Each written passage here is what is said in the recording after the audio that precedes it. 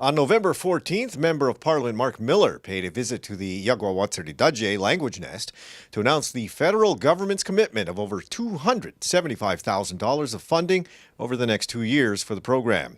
KTV was at the presentation.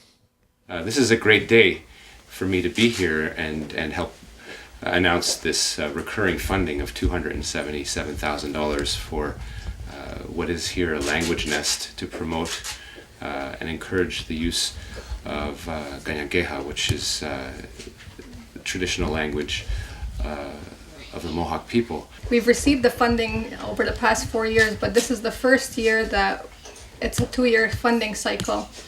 And it's a larger amount that will allow us to not have to fundraise as much. In the past, we've had to fundraise as high as amount as $20,000. So that's a burden that's been lifted off our parents so that they can further focus on the language learning and therefore teaching it to their children naturally.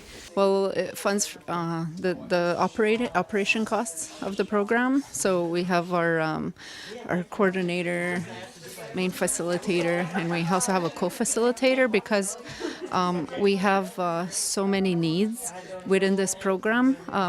We have various proficiency levels in the parents, and we have various age levels amongst the children from age like newborn to 10 years old.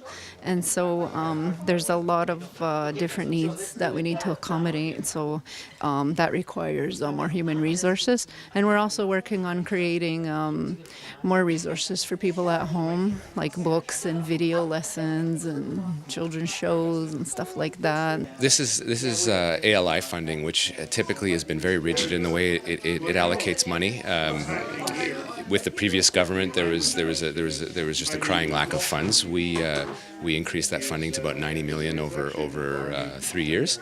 But again, the old way of allocating money was done insofar as you had to reapply every year, which for anyone learning a language, let alone the complexity and the intellectual and logistical challenge of indigenous languages, was just an incredible burden. So we increased that envelope up to 2 years. We need the money to operate because we don't have any core funding at all whatsoever. So we completely rely on fundraising and on grants. So this helps big time.